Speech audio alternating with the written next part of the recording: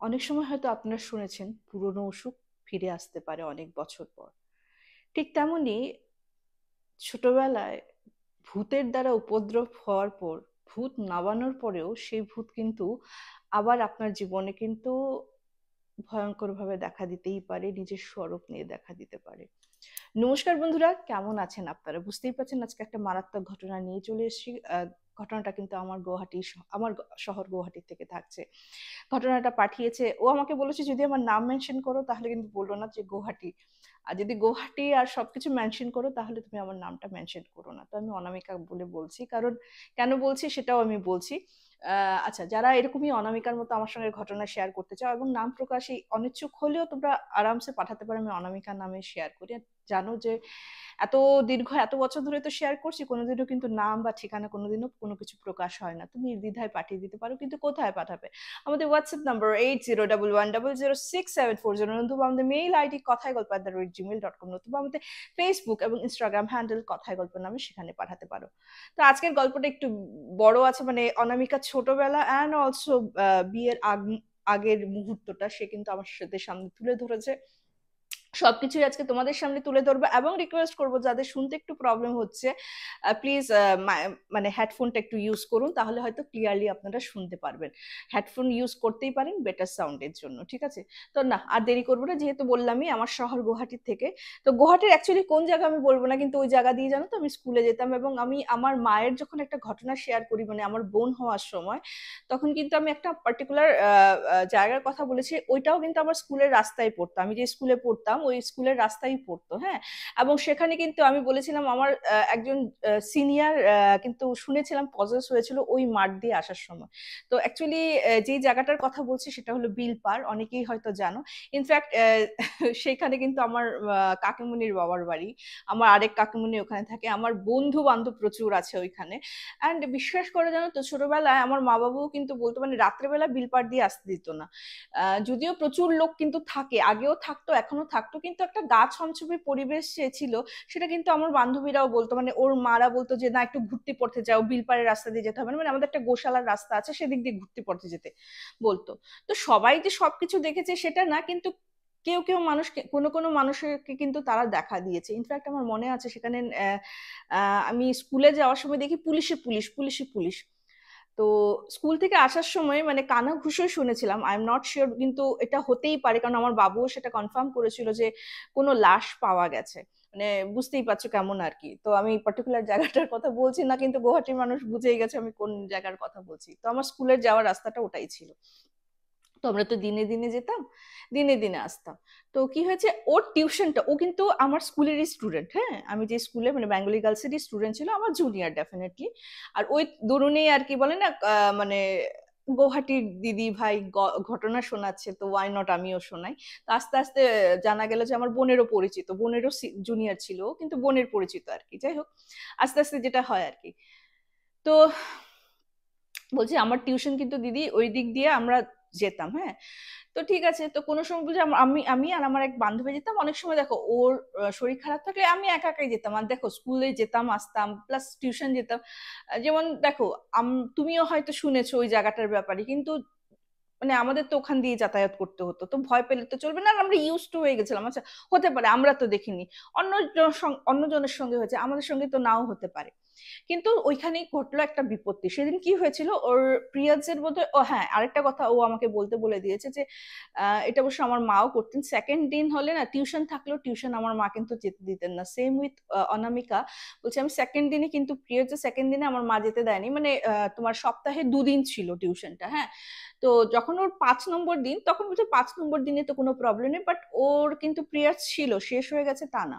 তো ওই দিক দিয়ে গেছে যে আসার সময় ওর বাবা কিন্তু নিয়ে আসে, অনেক সময় সন্ধ্যা হয়ে গেলে মানে ওই নিঝুম তো মানে নিঝুম একটু রাস্তা।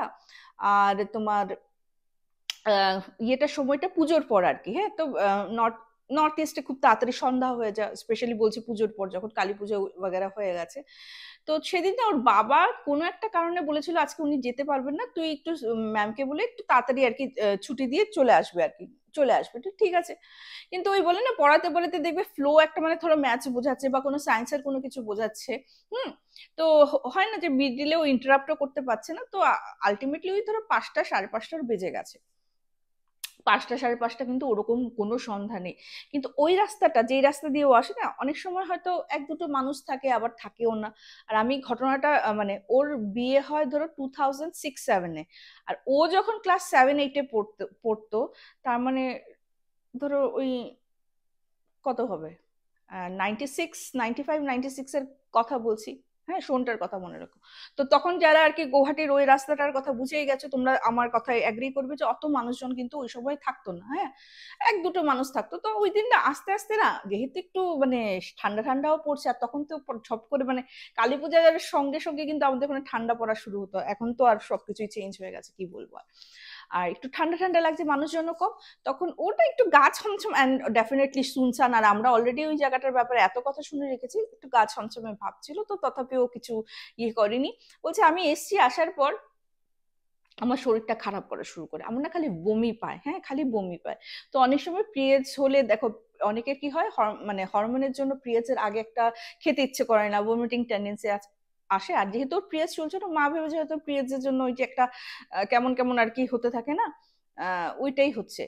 আর ও শরীর দিয়ে না আষ্টে গন্ধ বাড়ানো শুরু করলো। তো আমাকে বলছে যে দিদি, আমি যখনকার কথা বলছি তখন কিন্তু স্যানিটারি ন্যাপকিন কিন্তু ওইরকম ভাবে ফ্রিকোয়েন্টলি কেউ ইউজ করতাম না, আমরা কিন্তু কাপড়ই ইউজ করতাম, একদমই তাই। তো বুঝতেই পারছো, তো ওগুলি ফেলতে যখন যেতে হতো বা যেটাই হোক, ও শরীর দিয়ে দেখো পিরিয়ডস আর নতুন হয়নি, ও অলরেডি 1.5-2 বছর হয়ে গেছে পিরিয়ডস হয়েছে, শরীর দিয়ে না কেমন একটা পচা মাছের গন্ধ, মানে পিরিয়ডস এর গন্ধ একটা আলাদা হয়, পচা মাছের গন্ধ হঠাৎ বের হনো শুরু করলো। মানে ওর সামনে কেউ যেতে পারতো না। স্টমাক পেইন শুরু হলো, প্রচন্ড স্টমাক পেইন শুরু হলো। আর ও না ভয়ঙ্কর ভয়ঙ্কর কিছু স্বপ্ন দেখা শুরু করলো, মানে এমন ভয়ঙ্কর স্বপ্ন দেখা শুরু করলো যে পরের দিন হয়তো ও পুরোপুরি কেমন একদম ফেসটা পুরো ইয়েলোইশ হয়ে যায়, পেল যেটাকে বলে, মানে অবস্থা খুবই খারাপ। তো এখন কি হয়, আস্তে আস্তে কিছুদিন পর সিমটমস গুলি কেমন হয়, ও না মানুষকে দেখলে থু থু থু থু ছেটাতে থাকে। এটা কিন্তু আগেও আমার মনে হচ্ছে যে কোনো ঘটনায় আমি ইয়ে করেছি, মানে বলে না প্রেতর বা ভূত প্রেতেরও ক্যাটাগরি থাকে, তো ওকে যে পজেস মানে ওর উপর যে হাবি হয়েছিল, সে মানে মানুষ দেখলে থুতু ছেটাতো, অন্ধকারে থাকতে ভালোবাসতো। আর না নিজের মানে চুলগুলি যেমন এই যে এরকম করে জাস্ট ধরলেও না হাড় হাড় করে চুলগুলি মানে গাছা গাছা চুল চলে আসতো। তো ওর ঠাকুমার না, ওনারা ভেবেছে কি মেয়ের বোধহয় যেহেতু এক্সেসিভ প্রেশার হচ্ছে স্কুল দেন টিউশন, তো মেয়ের বোধহয় মেন্টাল কিছু ডিসঅর্ডার হয়ে গেছে। তো ওর বাবা বলেছে যেহেতু গুয়াহাটি বুঝতেই পারছো, একজন ভালো মানে মেন্টাল ডক্টরের সঙ্গে উনি কনসাল্ট করবেন। আর ওর ঠাকুমা বলছে যে না আমি ওকে একটু ঝাড়াবো। তো ওনাদের বাড়িতে এইসব মানে এই ঝাড়ানো ঠাড়ানো না বিশ্বাসী ছিল না। কিন্তু যেহেতু ঠাকুমা বলছে, তো অনামিকার মা বলছে যে মা এগুলি তো আগের দিনে মানতো, এখন তো এগুলি কেউ মানে না, আমার মনে হয় ওই যে প্রেশার পড়েছে না একটু বেশি, ওর জন্য ওরকম করছে। তো ঠাকুমা না শুনে একজনের বাড়ি যায়, খুবই ফেমাস, উনি আমাদের গুয়াহাটিতে ছিলেন তখনকার দিনে। হ্যাঁ, গিয়ে বলে ঠলে একটা তোমার মানে বলেছে আর কি যে রূপোর একটা মাদুলি টাইপের নিয়ে আসতে। তো উনি সোনারও দোকান থেকে মাদুলি নিয়ে এসে বানিয়ে ঠানিয়ে নিয়ে এসে অনামিকার হাতে পরিয়ে দেয়। তো হাতে পড়ানোর পর এমন না যে মূর্ছা গেছে, কিছু না, ও আস্তে আস্তে কিন্তু অনেকটা রিকভার হয়ে গেছে। ততদিনে ডক্টরের সঙ্গেও কনসাল্ট হয়ে গেছিল। তো ওরা ভেবেছে হয়তো ডাক্তারের দরুনই অনামিকা ঠিক হয়েছে। ঠাকুমা তো ভাবছে হয়তো ওই যে মাদুলিটা যেহেতু পরিয়েছে, ওর জন্য হয়তো অনামিকা ঠিক হয়ে গেছে। আচ্ছা, যখন ওই মানে যে ছাড়িয়েছে উনি সেই মানে সেই ব্যক্তি অনামিকা ঠাকুমাকে বলেছিলেন যে ওর যখন বিয়ে হবে না, বিয়ের আগে মাদুলিটা কিন্তু চেঞ্জ করতে হবে। আমি যদি নাও থাকি ওরকম কোনো তান্ত্রিক বা ওঝার গুণিন ওঝার কাছে যেও বলো যে এই প্রবলেম হয়েছে, এই মাদুলিটা দেখালে উনি কিন্তু বিয়ের আগে ওকেও মাদুলি দেবে, প্লাস যে ওকে বিয়ে করবে ওকেও কিন্তু একটা মাদুলি ধারণ করতে হবে, ঠিক আছে। তো তখনকার পাড়া তো বুঝতে পেরেছে অনামিকার এই ক্রাইটেরিয়া, মানে মেন্টালি মানে বেশি পড়তে পড়তে মেয়ে পাগল হয়ে গেছে, মোটামুটি কিন্তু ছড়িয়ে গেছিল। হ্যাঁ, তো যাই হোক মানে বলছে যে না ব্রেনে একটু প্রেসার পড়েছে, মেয়েটা একটু পাগলের মতো হয়ে যাচ্ছিল, এরকম আর কি কানা ঘুষায় পাড়া প্রতিবেশীরা কথা বলা শুরু করেছিল। ঠিক আছে, ফাইন, গেল এই ব্যাপারটা। আফটার দ্যাট তোমার সব ঠিকঠাক হয়ে গেল। এখন আর কি, অনামিকা কিন্তু দেখতে খুবই সুন্দরী। অ্যান্ড আস্তে আস্তে বলে না যে ফুল তো ফোটে, ভালোবাসাও আসে। তো অনামিকা তখন বলছে যে দিদি আমি তখন গ্রাজুয়েশন কমপ্লিট করেছি, আর আমার বিএড পড়ার ইচ্ছে ছিল। তো লাচিত নগরে একটা ফেমাস বিএড কলেজ আছে, ওখানে ও মানে ওখানে মানে বেশ সিট পাওয়া কিন্তু খুব কষ্টকর। তো বলছে আমি ওখানে নেওয়ার জন্য চেষ্টা করছিলাম। তো ওই সময়ই আমার মানে এখন যে বর্তমানে হাজবেন্ড, ও এসছে, ওর বাড়ি অ্যাকচুয়ালি বঙ্গাইগাঁওর ওদিকে, হ্যাঁ, মানে বঙ্গাইগাঁও ক্রস করে অ্যাকচুয়ালি যেতে হয়। তো ওর নাম তন্ময়, ওর নামটা প্রকাশ করলে কোনো ব্যাপার না, ও তন্ময়। তন্ময়ের মাসির বাড়ি হলো এই অনামিকাদের পাড়ায়। তো অনামিকাকে দেখে ওর খুব পছন্দ হয়েছে। তন্ময়েরও বিয়ের জন্য মেয়ে ঠেয়ে দেখছিল তখন। ওর মাসিকে বলছে, মাকে বলছে যে আমি এই মেয়েকে যদি বিয়ে করতে হয় আমি মানে এই অনামিকাকেই বিয়ে করব, না হলে কিন্তু আমি বিয়ে করব না, হ্যাঁ। তো আহ, ঠিক আছে। তো মাসি তো বলছে না খুবই ভালো মেয়ে। যখন ওনার মানে তন্ময়ের মা বাবা এসছেন যে অনামিকার বাড়িতে দেখতে যাবেন অনামিকাকে, পাড়া প্রতিবেশীতে খবর নিয়েছে, কিন্তু অনামিকার মাসিমা বলেছিল ছোটবেলায় না একটা শরীর খারাপ ওর হয়েছিল, কিন্তু পরে ডক্টর দেখিয়ে ঠিক হয়ে যায়। কিন্তু আমি তো শুনেছি, আর আমার যেহেতু নিজের দিদির ছেলের জন্যই মানে প্রপোজাল, তাই দিদি তোকে কিন্তু এই কথাটা বলে রাখলাম। তো পাড়া প্রতিবেশী মানুষ বলছে যে হ্যাঁ, অনেকে তো বলেছিল ভূতে ধরেছে, অনেকে বলেছে পাগল ওরকম টাইপের। তখন মানে অলরেডি কিন্তু অনামিকাদের বাড়িতে চলে গেছে যে ছেলের বাড়ি দেখতে চায়, হ্যাঁ। তো অনামিকার মা বলছে যে ঠিক আছে, দেখলে তার বিয়ে হয় না, দেখুক। কিন্তু তখন যখন তন্ময়ের মা জানলেন পাড়ার প্রতিবেশীর মারফত যে মেয়ের ছোটবেলায় এরকম প্রবলেম হয়েছে, তখন কিন্তু উনি পুরোপুরি 180 ডিগ্রি বেঁকে গেলেন। বলছে যে এটা তো অ্যারেঞ্জ ম্যারেজ, লাভ ম্যারেজ তো না, আমি আমার ছেলেকে এরকম মেয়ের সঙ্গে কিছুতেই বিয়ে দেবো না। মানে একটু প্রবলেম নাকি অনামিকা বলেছে আমাদের কিন্তু হয়েছিল, হুম। আর আমি তো জানি না, আমি তো ওকে দেখিনি, ও আমাকে দেখেছে, আমি তো ওকে দেখিনি। ও হ্যাঁ আমাকে পছন্দ করেছে, আমি তো ওকে পছন্দ করিনি, মানে আমি দেখিনি, জানতাম না। ও পুরোপুরি আননোন পার্সন, তো ওর সঙ্গে বিয়ে হলেই কি তখন, আর না হলেই কি, আমার তো কোনো যায় আসেও না। তো অনেক কিন্তু ছেলে পুরোপুরি বেঁকে বসে গেছে যে না আমি এই মেয়েকেই বিয়ে করবো। কই আগে ছিল ছোটবেলায় তো অরকম অসুখ অনেকেরই হয়েছে, আমারও তো কত রকমের অসুখ হয়তো হয়েছিল, হ্যাঁ। তো ছোটবেলার অসুখে এখন তো কোনো রকমের প্রবলেম হচ্ছে না। তখন পাড়া প্রতিবেশীরা বলছে যে না না এখন তো কোনো অসুবিধা না, প্রবলেম নেই। অথচ মেয়েটা কিন্তু সত্যি খুব ভালো পরিবার, খুব ভালো, খুবই নামকরা ফ্যামিলি, তোমরা চোখ বন্ধ করে কিন্তু মেয়েটাকে বিয়ে দিতে পারো, ঠিক আছে। একটু না কাজ হচ্ছে, হয়তো একটু আওয়াজ হলেও হতে পারে, আমি চেষ্টা করবো এটা ওভারকাম করে বলার আর কি, হ্যাঁ। তো যাই হোক, আফটার দ্যাট কি হয়েছে, তো রাজি তো হলো, ঠিক আছে। বিয়ে যখন ঠিক হলো, ওরা বঙ্গাইগাঁও চলে গেল, বঙ্গাইগাঁওর ওদিকে চলে গেল, এবং বলেছে যে ওই তোমার আমাদের ওখানে মঙ্গলাচরণ বলে বা আশীর্বাদের জিনিস টিনিস গুয়াহাটির থেকে কেনা হবে, বিয়েটা গুয়াহাটির থেকেই হবে, হ্যাঁ। মানে ওরা আসবে গুয়াহাটি, যেহেতু মাসির বাড়িও আছে এখানে, বিয়ে হবে। আফটার দ্যাট ওরা বঙ্গাইগাঁওর ওদিকে চলে যাবে, ঠিক আছে। এবার প্রিপারেশন শুরু হলো, যেদিন পাটিপত্র হয়, পাটিপত্র মানে কি কাইন্ড অফ ফিক্সড আর কি, পুরো ফিক্সড হলো। তোমার ওই পঞ্জিকা দেখে ডেট ফিক্স করে ওখানে ওই ডেটে টিকা লাগানো হয়, ওরকম একটা রিচুয়ালস আছে আমাদের মধ্যেও, পাটিপত্র হয়। তো ওই দিন তারপর দিন থেকে ছেলেটার সঙ্গে কিছু প্রবলেম শুরু হলো, ঠিক আছে। প্রথম প্রবলেমটা হলো, যেমন তন্ময় না, যেমন দেখো নতুন বিয়ে করছে না, রুমটাকে একটু ডেকোরেট করার ইচ্ছে আছে। তখন তো ল্যান্ডলাইন ছিল, হ্যাঁ, 2005-06 এর আগে। মোবাইল চলে এসেছিল, বাট মোবাইল তথাপিও সবার সঙ্গে কিন্তু ছিল না, আর ওই কিপ্যাড মোবাইলগুলি ছিল। আর তখন বলছে, অনামিকা বলছে আমরা ল্যান্ডলাইনে ইউজ করতাম, আমার কিন্তু বাবা মোবাইল দেয়নি, বিয়ের পরেই আমার হাজবেন্ড প্রথম আমাকে মোবাইল কিনে দেয়, ঠিক আছে। তো ল্যান্ডলাইনে ফোন করে বলছে তোমার ফেভারিট কালার কি, কি কালার করাবো। তো অনামিকা বলছে যে বেডরুম তো একটু পিঙ্কিশ হলে ভালো হয়। তো ওরকম বউয়ের যখন তো ওরকম করে ও প্ল্যানিং করে পিঙ্ক অ্যান্ড ওরকম আর কি করেছে, এক এক দেওয়ালে মানে অন্যরকম ভাবে। তখনও কিন্তু ওই তোমার গ্রাফিক ডিজাইন গুলি যে দেওয়ালে তখনও কিন্তু আসেনি, হ্যাঁ। তো যাই হোক, করেছে তো ওরকম করে, ও সুন্দর করে একদম পুরো রঙের দোকান থেকে রং মিস্ত্রি তো ঠিক করেছে, রং মিস্ত্রি ওদের পুরোনো একদম খুব পুরোনো আমল থেকেছে না। তো কোন কালার, হালকা তোমার গোলাপি কালার ও নিয়েছে, এবং আনার সময় কিন্তু চেক করেছে।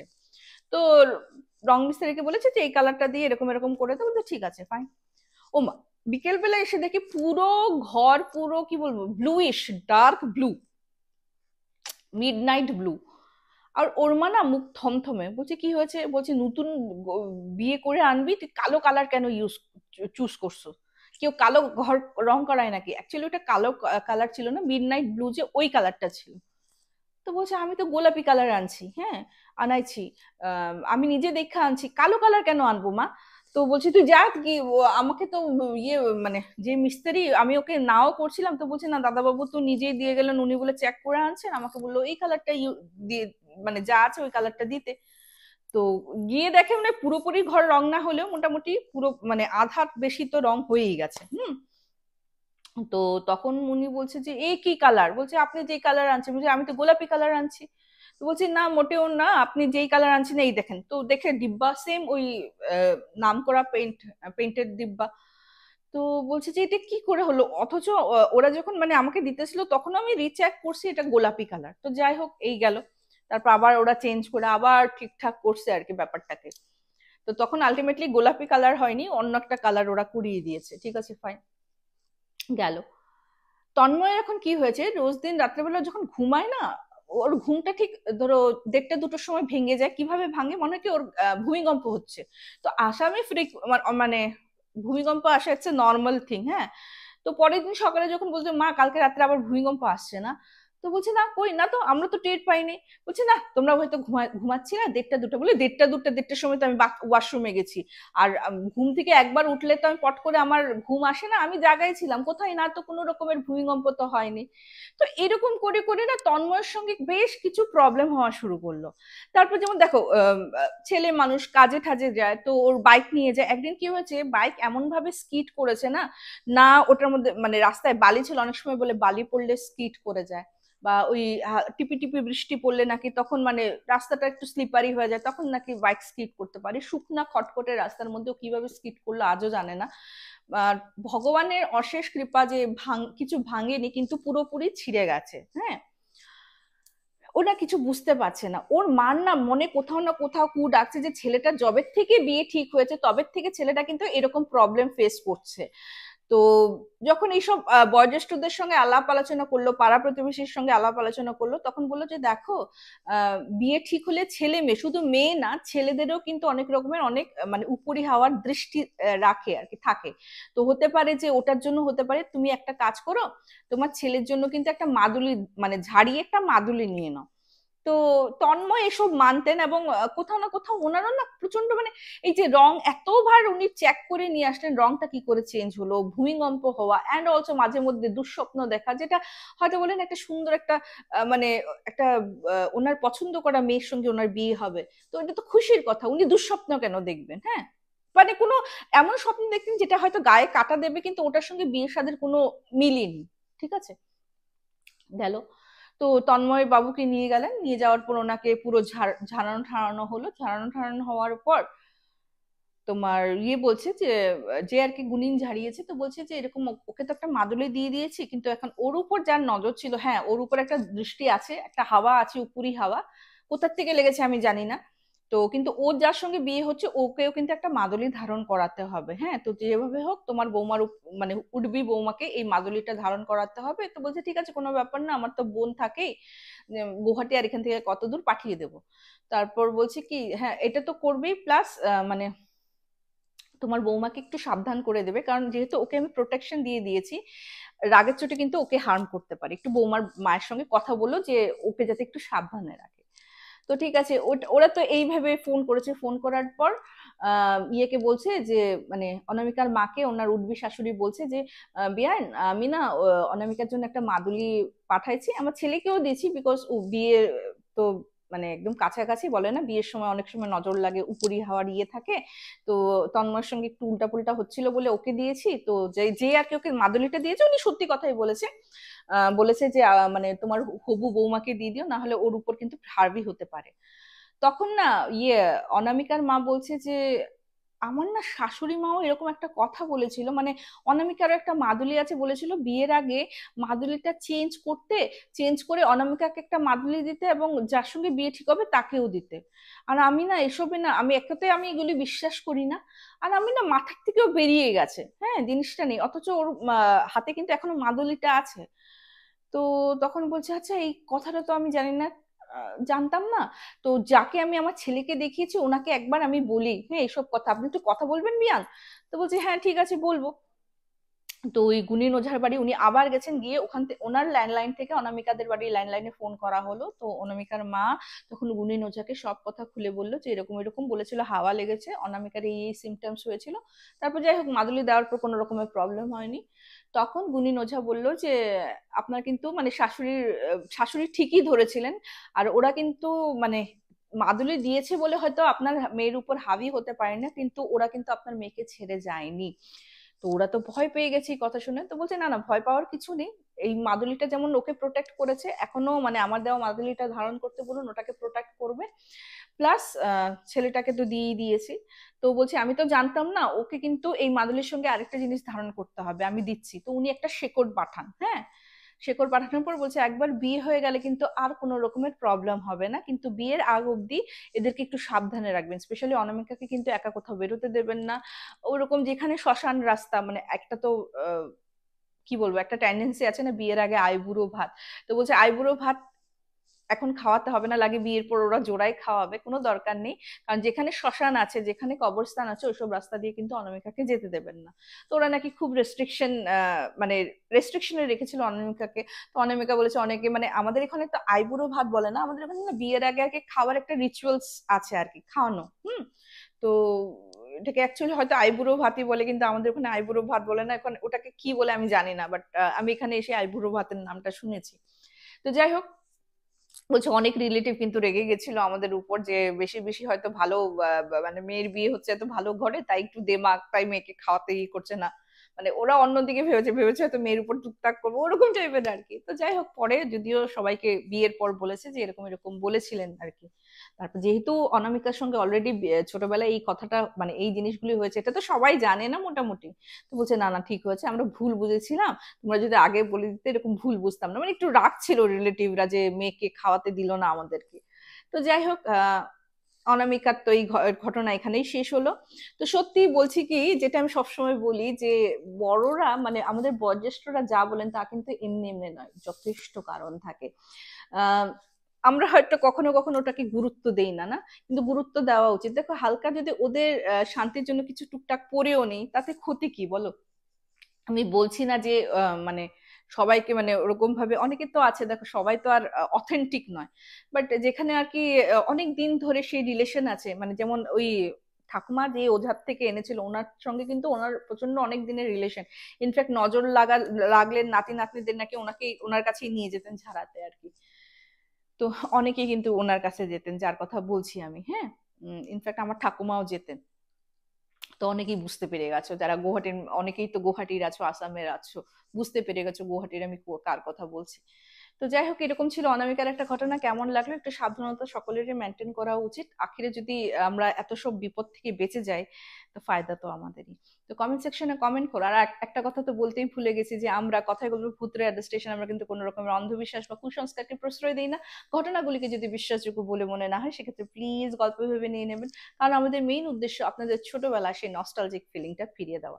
জীবনের 1001 গল্প দেখছেন তো, দেখতে ভুলবেন না, সেখানেও কিন্তু নানা রকম ঘটনা আসছে।